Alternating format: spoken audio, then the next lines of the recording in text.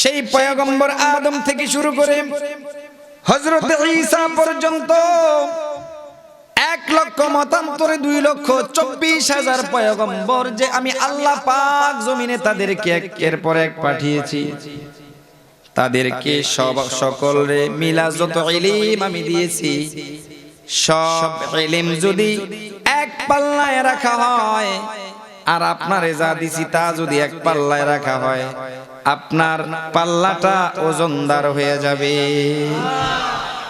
শুধু তাই না যুবক ভাই, কিয়ামত পর্যন্ত যত বৈজ্ঞানিক আসবে, যত বিজ্ঞানীর আবির্ভাব হবে, কিয়ামত পর্যন্ত যত বৈজ্ঞানিক আসবে, সমস্ত বৈজ্ঞানিকেরও যিনি উস্তাদ তিনি হলেন আপনার আমার নবী মুহাম্মদুর রাসূলুল্লাহ। জবান ছেড়ে পড়েন সাল্লাল্লাহু আলাইহি ওয়াসাল্লাম।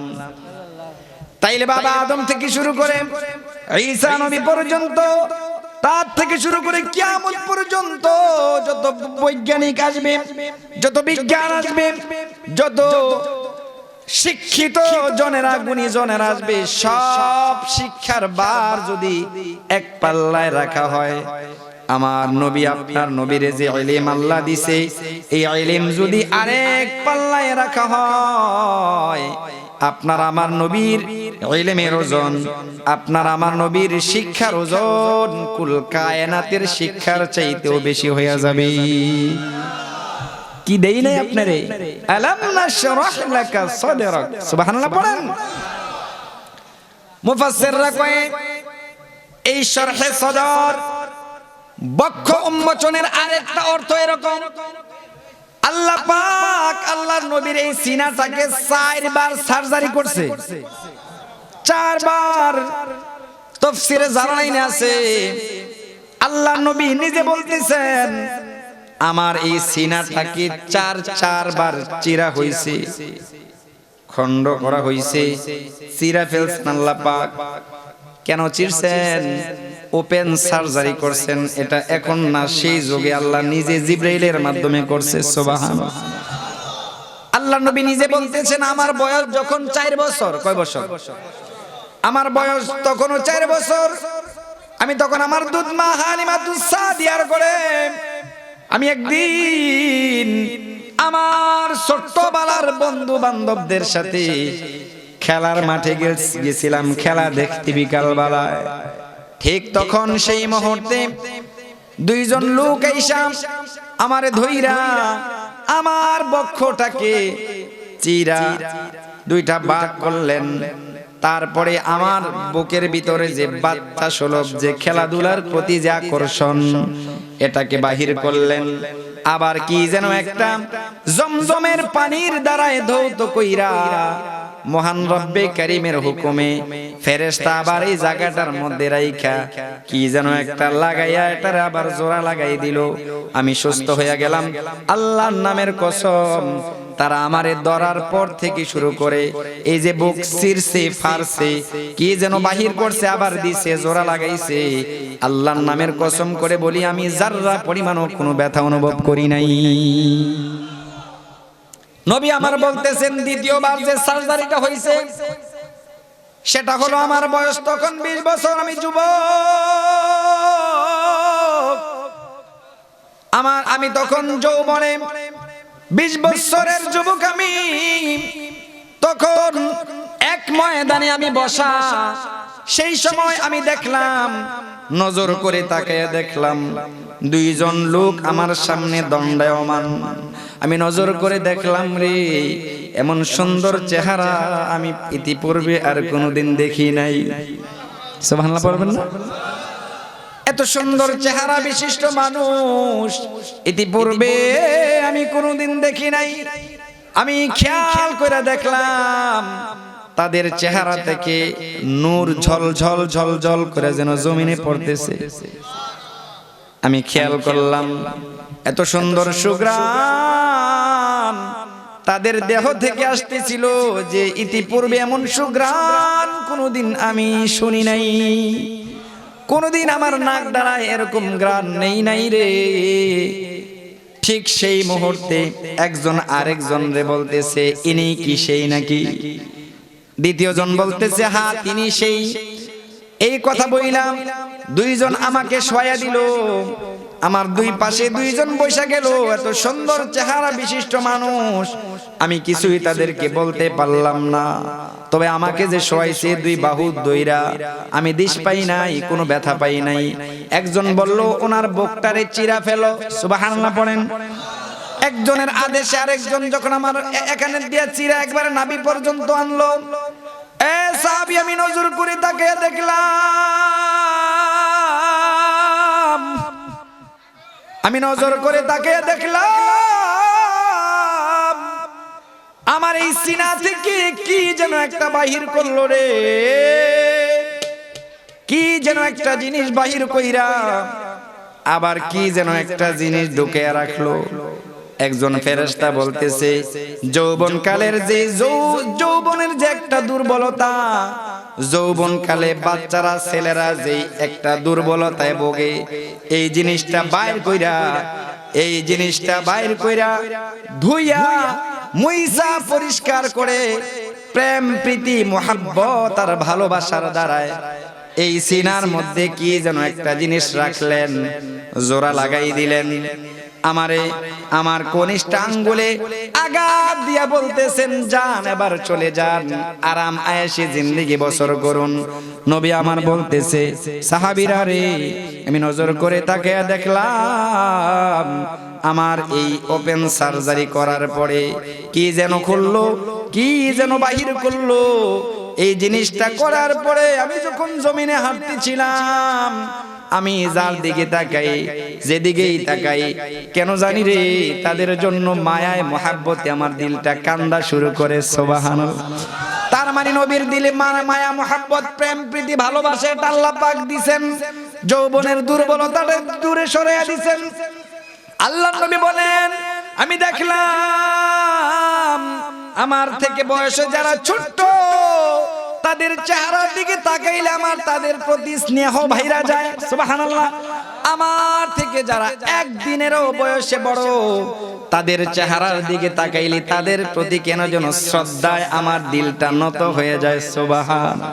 নবী আমার বলতেছেন এটা হলো দুইবার। তিন নাম্বার যে সার্জারিটা হইছে সেটা হলো নবুয়ত পাওয়ার কিছুদিন আগে আল্লাহ পাক যে নবুয়ত দান করবেন সেটার বার আমি বহন করতে পারবো কিনা, এটার জন্য নবুয়ত যেন আমি বহন করতে পারি, সেই সময় দিলটারে চিরা, এই বুকটারে চিরা আল্লাহ পাক এই ইলমে নবুবী নবুয়তের ওজন সহ্য করার যোগ্যতা আমার ভিতরে দান করছেন। সুবহানাল্লাহ। চার নাম্বার যে সার্জারিটা করছে সেটা হলো এই যে বাইতুল, সেই বাইতুল্লাহ থেকে যিনি আমারে মেরাজে নিয়ে যাওয়া হলো, যেদিন আমারে মেরাজে নিয়ে যায় জিবরাইল সেদিন আমারে ওপেন সার্জারি করছে। আল্লাহু আকবার বলে। এই চারবার আমারে ওপেন সার্জারি করছে। আলাম নাশরাহ লাকা সাদরাক, এই আলাম নাশরাহ লাকা সাদরাক, এই যে বক্ষ উন্মোচন, বক্ষকে প্রশস্ত করা, দিলটারে বড় করা, এই জিনিসটাকে আল্লাহ পাক করেছেন। নবী বলেন আমার এই দিলটারে চারবার ওপেন সার্জারি আল্লাহ পাক নিজে করছে। আল্লাহ পাক বলে আমি কি আপনার বক্ষকে উন্মুক্ত করে দেই না? আর আপনি বলেন আপনার জন্য কি করছি আমি? হ্যাঁ, কি না করছি? আপনার বক্ষ আমি উন্মুক্ত করে দিয়েছি। সুবহানাল্লাহ। নবীজির দিলে আল্লাহ পাক এত সাহস দিয়েছিলেন, এত সাহস। এই যুবক প্রশ্ন করি উত্তর দিবা, আল্লাহ নবীর দিলে যে এত সাহস, নবীর দলে যে সামান্য কয়েকজন মুসলমান শুধু ছিল, অথবা যেদিন নবীজি একলা ছিলেন, নবীজির সাথে কেউ ছিল না, আবু বকর শুধু সাথে ছিল, সেদিনও কি আল্লাহর নবী আরবের কাফের মুশরিকদেরকে ভয় পাইছে? কথা বলেন, ভয় পাইছে? একজনকে একটা সেকেন্ডের জন্য ভয় পাই নাই। অথচ হযরতে মূসা পয়গম্বর আল্লাহ পাক থেকে সাহসটা চাইয়া নিছে। কেমনে চাইয়া নিছে? আল্লাহ পাক যখন পয়গম্বর মূসার আদেশ করছেন, এ আমার দোস্ত পয়গম্বর মূসা, যাও ফেরাউনের কাছে এক আল্লাহর দাওয়াত দাও। ফেরাউন সে নিজে খোদার দাবিদার, তারে বলো যে খোদা সে না, সে খোদা না, সে হইল হুদা। ঠিক কিনা জোরে কোন? সে খোদা নয়, এক খোদার দাওয়াত দাও, এক আল্লাহর দাওয়াত দাও। তখন পয়গম্বর মূসা ভয় পেয়েছে, বলছে আল্লাহ ফেরাউনের সামনে কেমনে যায় দাওয়াত দেবো? আমার ভয় লাগে মালিক, আমার ভয় লাগে। সে খোদার দাবিদার। ও রব্বি করিম, যেহেতু তুমি আমাকে আদেশ করছো, তাইলে আমার দিলটারে প্রশস্ত করে দাও, আমার দিলে তুমি যোগ্যতা দান করো, আমারে সাহস দান করো, আমার দিলটারে এমন সাহস দ্বারাই তুমি টুই টুম্বুর করে দাও, যাতে করে ফেরাউনের সামনে দাঁড়াইয়া আমি ভয় না পাই। সুবহানাল্লাহ।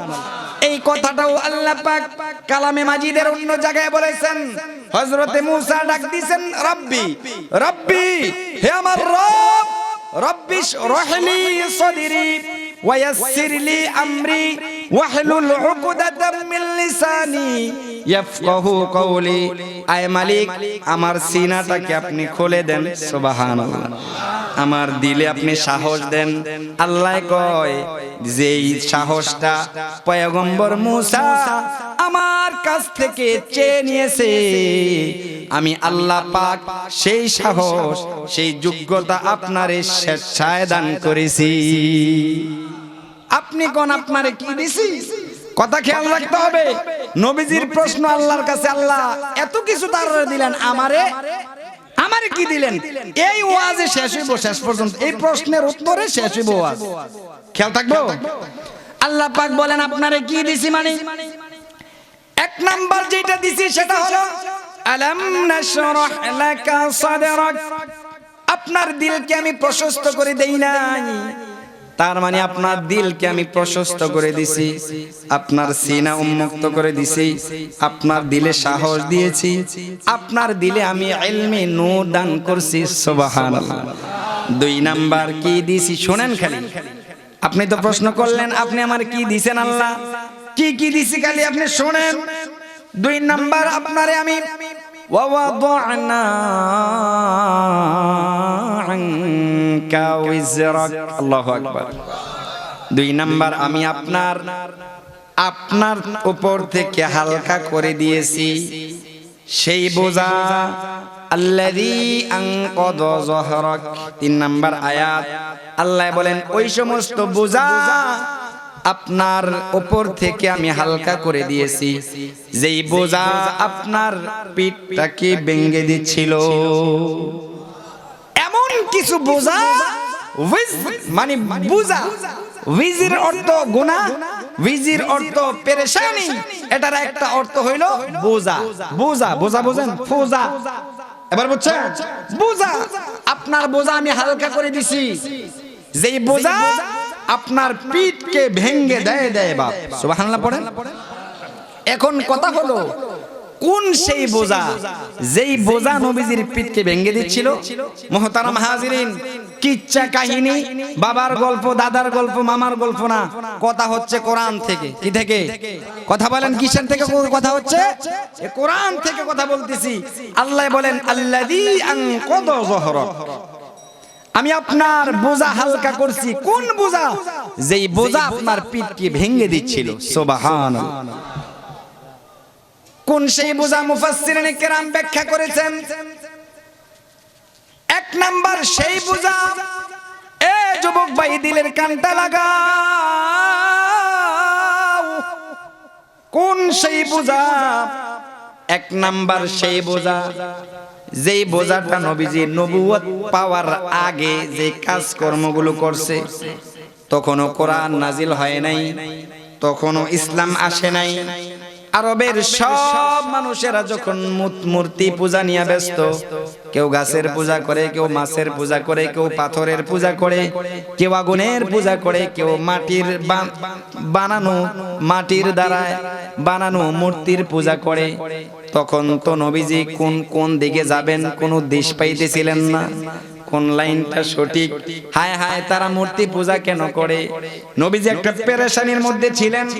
তখন যে নবীজি কাজকর্মগুলো করেছেন, নিজের মন অনুপাতে কাজগুলো করেছেন, খেয়াল করে শোনেন, উল্টা বুঝেন না কিন্তু।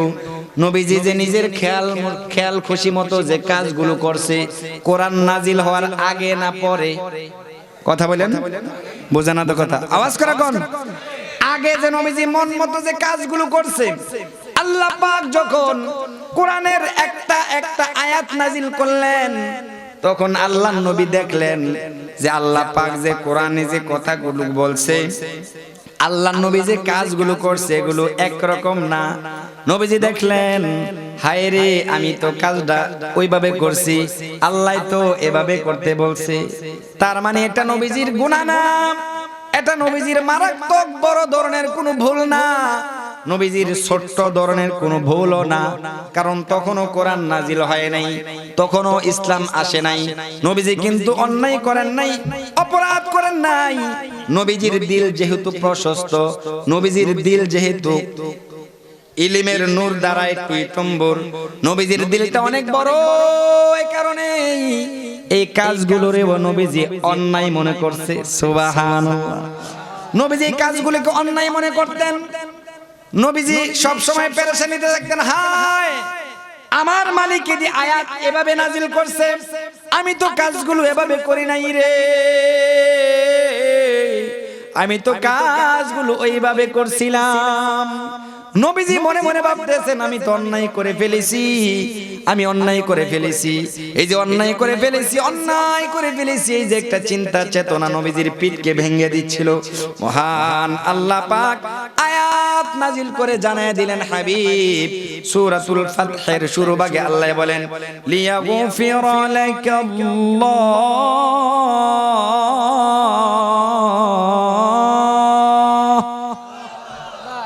আল্লাহ পাক বলেন, লিয়াগফিরা লাকাল্লাহু মা তাকদ্দামা মিন যামবিকা ওয়া মা তাআখার।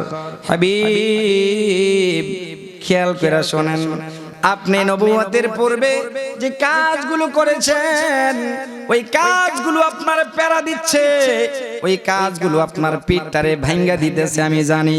হাবিব খুশ খবরই শোনেন, সুসংবাদ শোনেন, লিয়াগফিরা লাকাল্লাহু মা তাকদ্দামা মিন যামবিকা ওয়া মা তাআখার।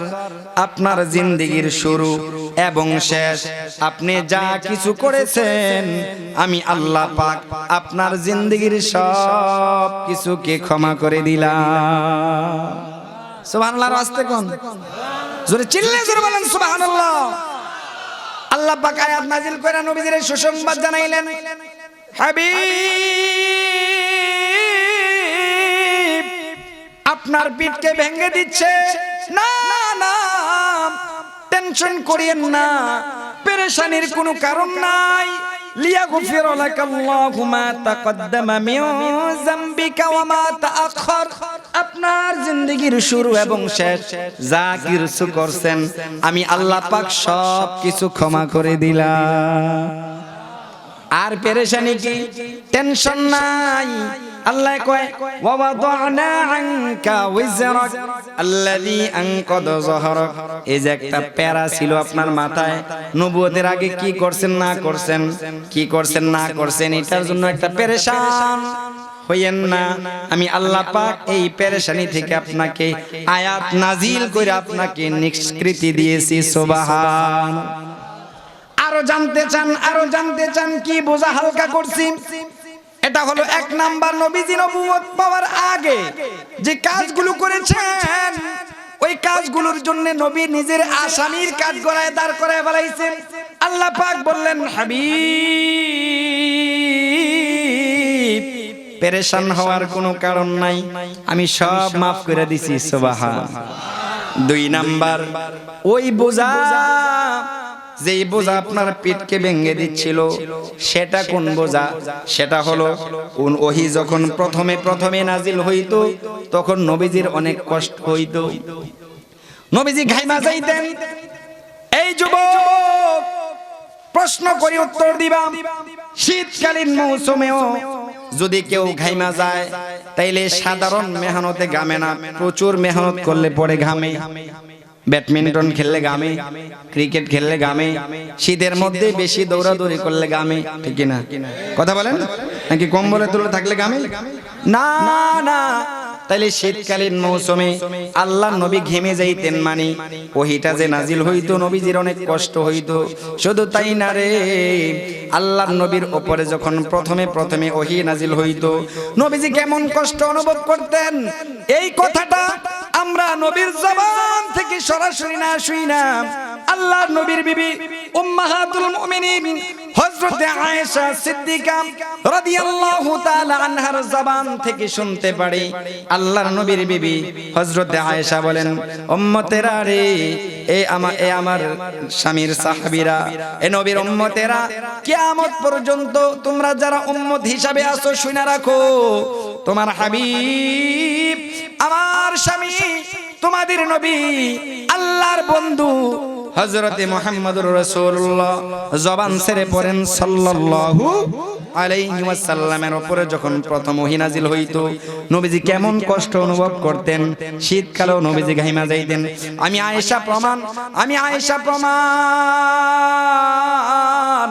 একদিন আল্লাহর নবী আমি আয়েশার উরুর মধ্যে মাথা ঠেকাইয়া ঘুমাইতেছিলেন, আরাম করতেছিলেন।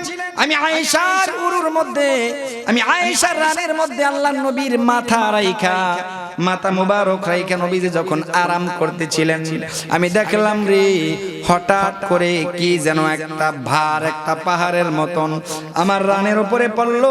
আমি দেখলাম কিছুক্ষণের মধ্যেই যেন আমার পাটা ছিঁড়ে যাচ্ছে, আমার হাড্ডিগুলো যেন ভেঙে যাচ্ছে। আমি অনুভব করলাম কেমন জানি একটা পাহাড় আমার পায়ের উপরে কেউ রাইখা দিয়েছে। সুবহানাল্লাহ কোন। আমি দেখলাম আমার রুহটা যখন বাইর হইয়া যায় বাপ, নবীজির মাথা আমার পায়ে রাখার কারণে ওই অবস্থায় যদি আমার পাটা ছিঁড়ে যায় বাপ, আমার রূহটা বাহির হইয়া যায় বাপ, তাহলে যে নবীর উপরে ওহী নাজিল হইছে নবীর কেমন কষ্ট হইছে। সুবহানাল্লাহ পড়বেন না? হযরত আয়েশা বলেন, কিছুক্ষণের মধ্যে আমি হালকা অনুভব করলাম। আমি নজর করে তাকিয়ে দেখলাম এখন কোনো ওজন নাই। আমি জিজ্ঞাসা করলাম, স্বামী কোন সেই কারণ যেই কারণে কিছুক্ষণ পরে আমার রানটা আবার ভেঙে যাচ্ছিল। আমি মনে মনে ভাবলাম কে জানি আমার রানের উপরে উহুদ পাহাড়টা যেন রাইনা রাইখা দিছে। আমার রূহটা বেরিয়ে যাচ্ছিল বাপ। হঠাৎ করে আমি নিজেকে হালকা অনুভব করলাম। ওগো নবীজি কোন সেই কারণ? আমার নবী ডাক দিয়া কয়, আয়েশা, ও আমার আদরের আয়েশা, তুমি দেখো নাই কিছুক্ষণ পূর্বে হযরত জিবরাইল আয়াত নিয়ে আমার কাছে আগমন করেছে। আয়েশা খেয়াল করে শুন রে আয়েশা, জিবরাইল যে ওহী নিয়ে আসছে, ওহীর এত ওজন এ ওহী দিয়েছি গো পয়গম্বর।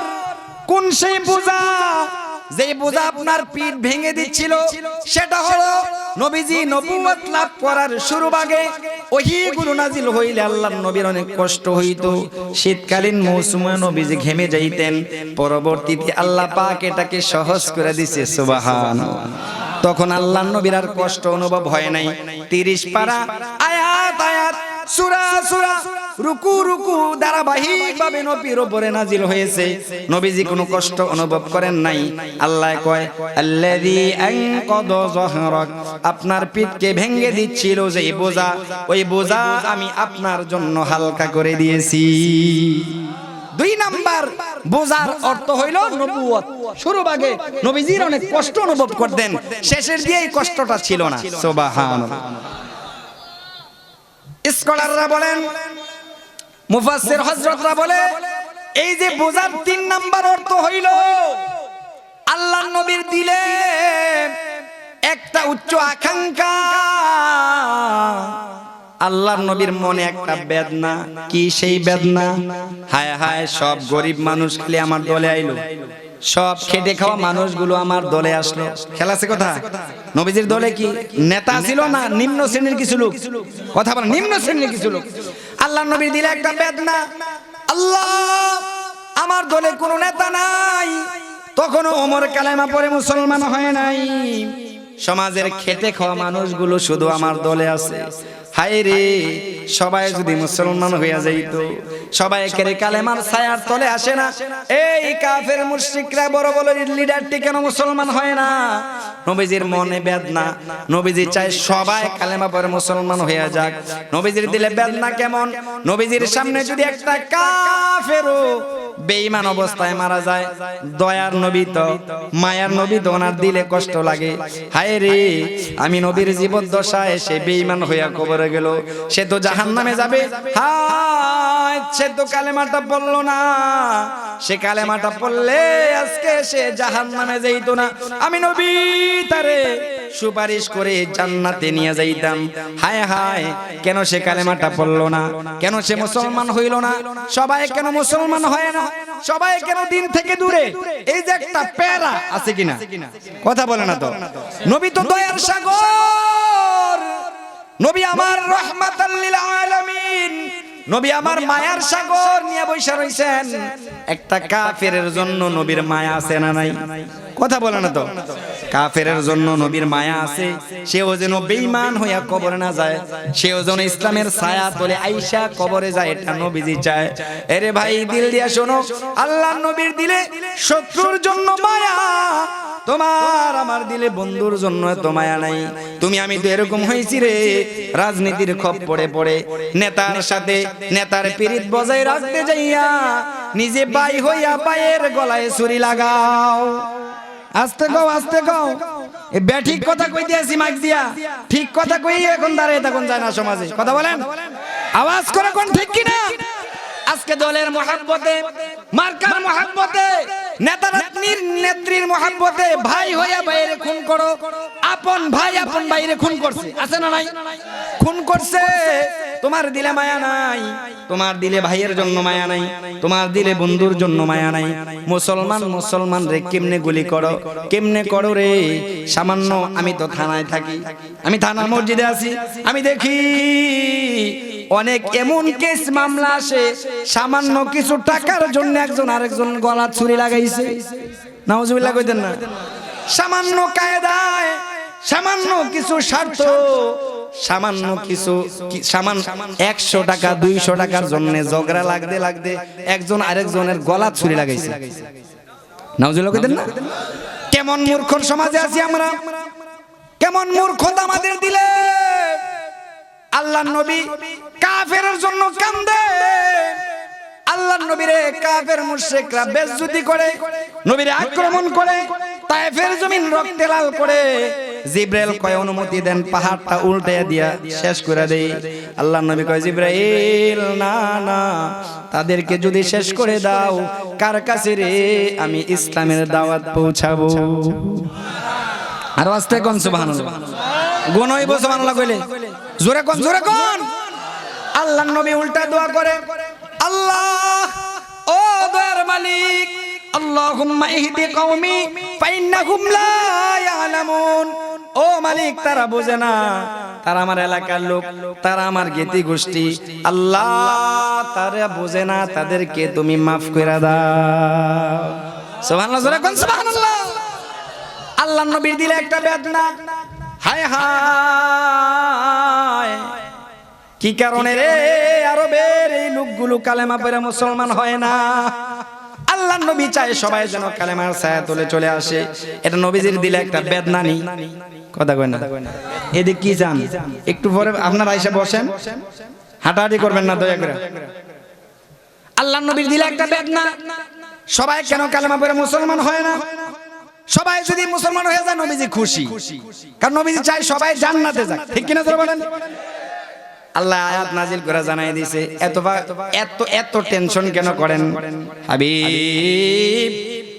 হিদায়াত তো আমার কাছে, আপনি তো মাত্র সতর্ককারী, আপনি শুধু পথ দেখিয়ে দিবেন।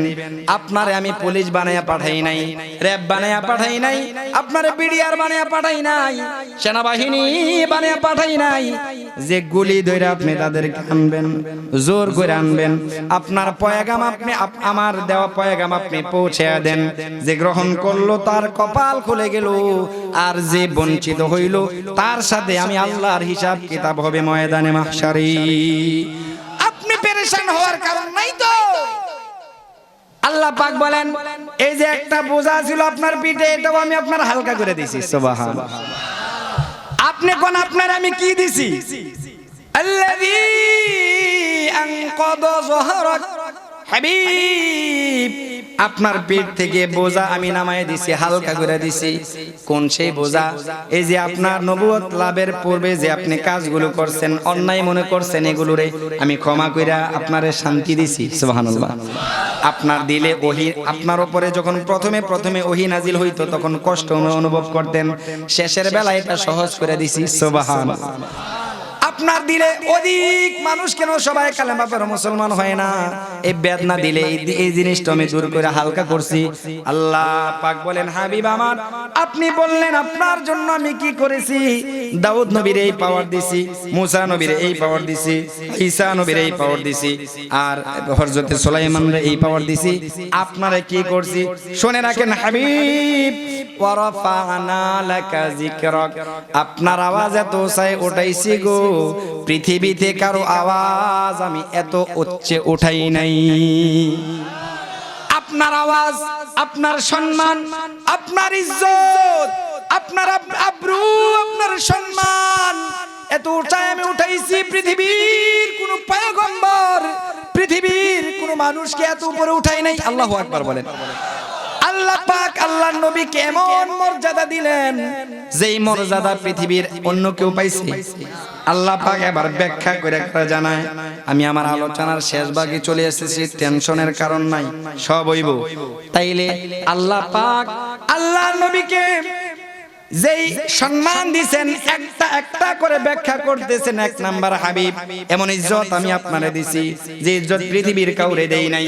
এক নাম্বার, সমস্ত পয়গম্বর আলাইহিমুস সালাম যাদেরকে আমি দুনিয়াতে পাঠাইছি, যত পয়গম্বর সেই আদম থেকে শুরু করে ঈসা পর্যন্ত যত নবী দুনিয়াতে গেছে, সবার কাছ থেকে আমি আল্লাহ পাক একটা স্বীকৃতি নিছি, একটা ওয়াদা নিছি, কাগজ কলম করছি। সুবহানাল্লাহ।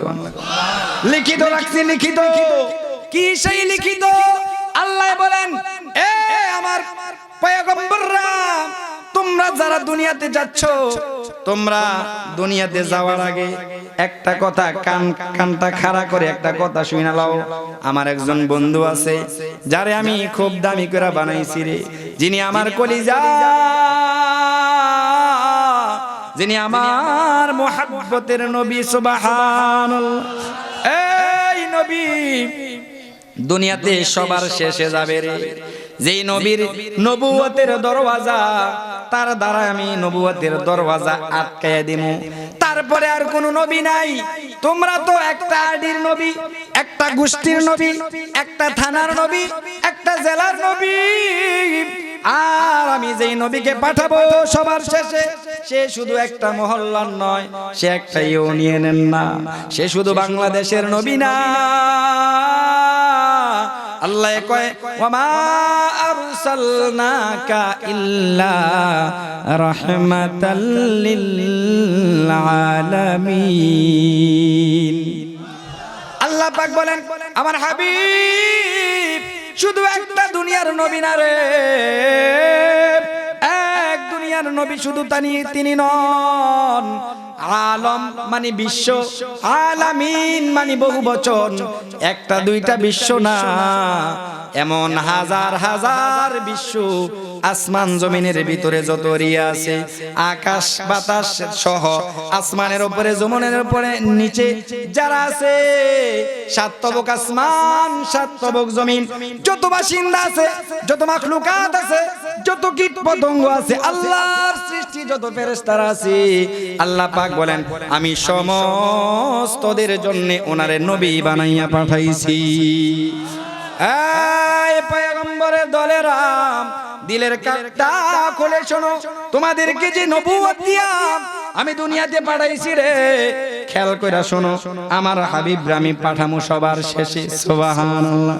যদি তোমরা জীবদ্দশায় তারে পাও, তারে যদি পাও রে, চেয়ারে বইসা থাকতে পারবা না, তোমাকে বসে থাকা চেয়ারটা তোমরা উইঠা তারে বসতে দেওয়া লাগবে। জোরে কর না সুবহানাল্লাহ, এই জোরে কর। তার মানে যত পয়গম্বর দুনিয়াতে আসছে সব নবীরে বলছে আমার বন্ধুর প্রতি ঈমান আনো আগে। সব নবীরা তাকে নবী মানতে হইছে। সুবহানাল্লাহ। এই যে এত ইজ্জত, এত মর্যাদা, আপনি বলেন আমি আপনারে কি দিছি? খেলাছিনি? আল্লাহ কয় আপনার মর্যাদা এত উঁচা তুলছি, সব নবীরা আপনারে নবী মানে। আল্লাহ পাক বলেন কোন সেই মর্যাদা? শুধু একটা দুইটা মর্যাদা না, দুনিয়ার মানুষেরা শোনো, তোমার আমার নবীর কেমন মর্যাদা রে, তোমার আমার নবীর কেমন মর্যাদা আল্লাহ পাক দিলেন। এমন মর্যাদা দিলেন, আল্লাহর নাম যেখানে, নবীর নাম সেখানে। সুবহানাল্লাহ। বুঝায় নাই কথা? গীত গাইলে ভালো ছিল লক্ষণে কয়, গান কইলে ঠিক আছে না? গান কইলে ভালো আছি, ওয়াজ মজা লাগতে আছে না? মনে হয় মজা লাগে? আওয়াজ করে কোন মজা লাগে?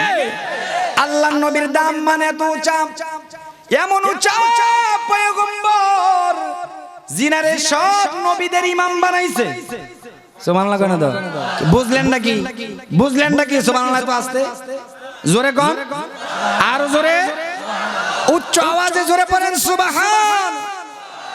আল্লাহর নবী নিজে বলেন, দুনিয়ার মানুষেরা শোনো, আমার মালিক আমারে কেমন দাম দিছে একটু আমার জবান থেকে শোনো। আমারে সব নবীদের ইমাম বানাইছে রে, এ কারণ নবীর একটা নবীর শানে ইমামুল মুরসালিন বলা হয়। সুবহানাল্লাহ। আল্লাহর নবী বলেন, আমি যখন মেরাজে যাচ্ছি রে, হযরতে জিবরাইল যখন আমাকে নিয়ে যায় বোড়াকে করে, আমি যখন আমারে যখন বিরতি দিল বাইতুল মুকাদ্দাসে, যখন 2 রাকাত নামাজ পড়লাম, আমি আযান শুনলাম, আমি মসজিদে গেলাম, লক্ষ লক্ষ মানুষ সেখানে দেখতে পেলাম, আমি মুহাম্মদ সাল্লাল্লাহু আলাইহি ওয়াসাল্লাম, জবান ছেড়ে পড়েন, আমি মুক্তাদির কাতারে দাঁড়ায় গেলাম। ইমাম সাহেবের মুসল্লা খালি, কেউ ইমামতি করতে যায় না। আমি মনে মনে ভাবলাম, এত বড় মসজিদের ইমামতি না জানি কেমন বড় রে ইমাম। সুবহানাল্লাহ বলেন। যত মসজিদ বড়, ইমামও তত বড়, ঠিক কি না? মনে করেন গ্রামের মসজিদের ইমাম যেই যোগ্যতার, শহরের মসজিদের ইমাম একটু ভালো যোগ্যতার, স্বাভাবিক। আবার বাইতুল মুকাররমের যিনি ইমাম, ওনার আরেকটু যোগ্যতা ভালো। যিনি কাবাঘরের ইমাম, ওনার যোগ্যতা তাইলে কত ভালো, ঠিক কি না?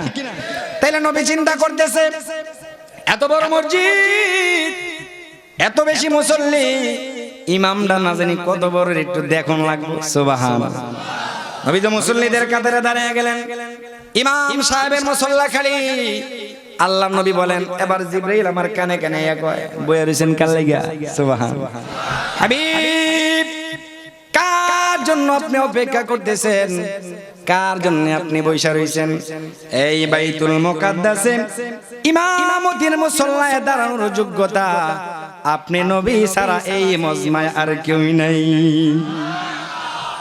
জান নবী ইমামতি করেন, আল্লাহর আদেশ আপনি ইমামতি করেন।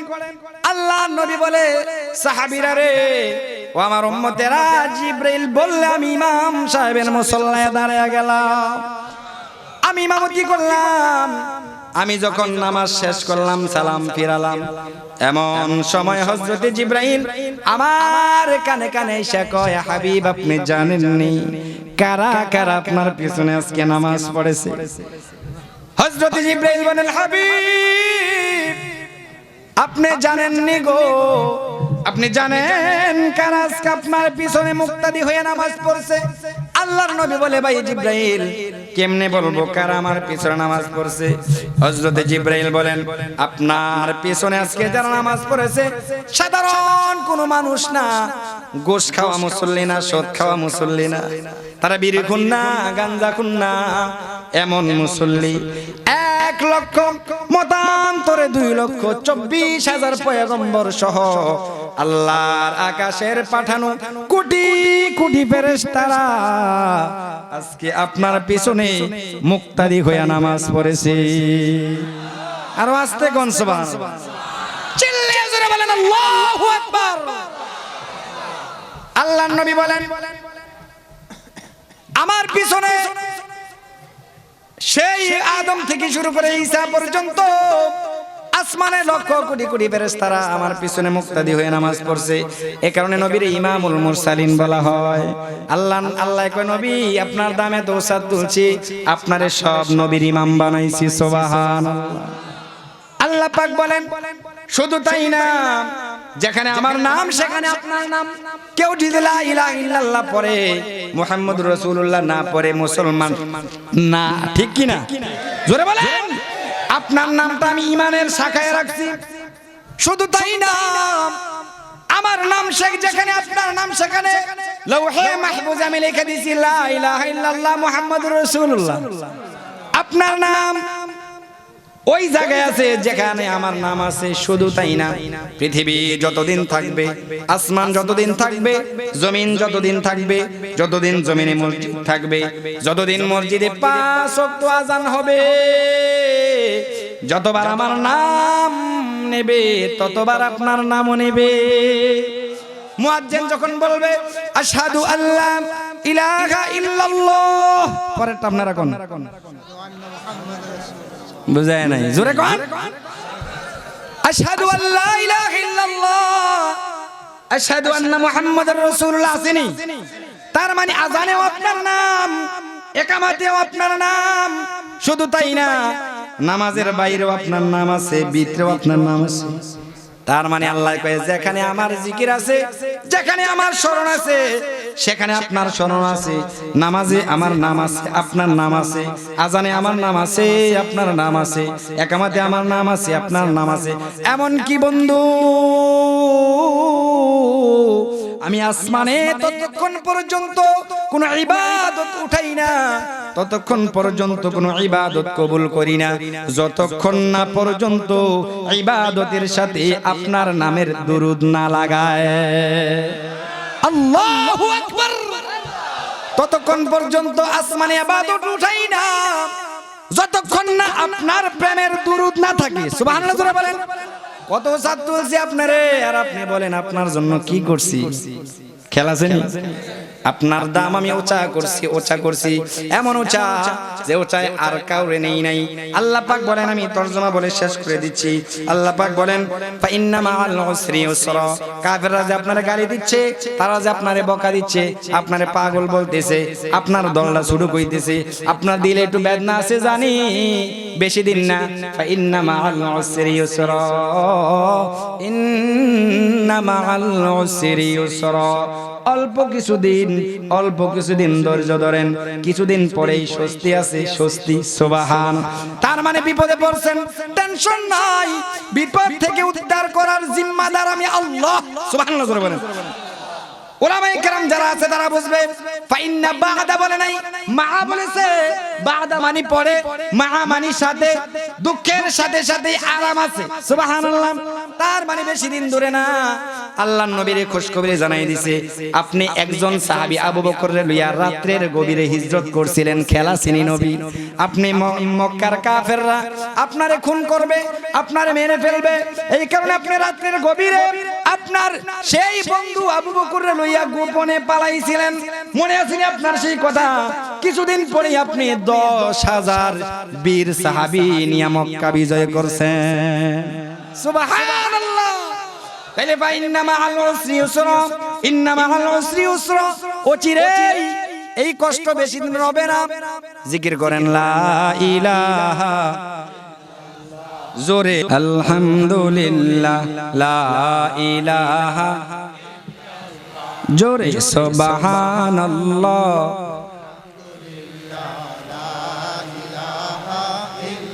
সুবহানাল্লাহ আলহামদুলিল্লাহ লা ইলাহা ইল্লাল্লাহ সুবহানাল্লাহ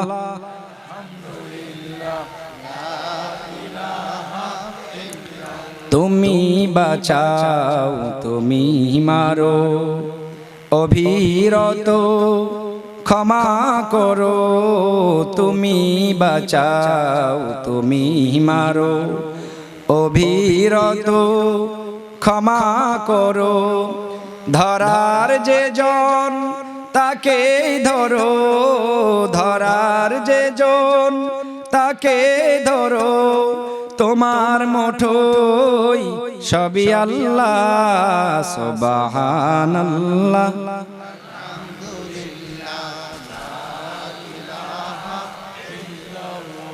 সুবহানাল্লাহ আলহামদুলিল্লাহ লা ইলাহা তোমার রিজিক খেয়ে পড়ে অবাধ্য হই কেমন করে তোমার রিজিক খেয়ে পড়ে অবাধ্য হই কেমন করে খোঁজে না পাই কোনো ভাষা খোঁজে না পাই কোনো ভাষা শুকর গুজার করার আল্লাহ সুবহানাল্লাহ লা ইলাহা ইল্লাল্লাহ সুবহানাল্লাহ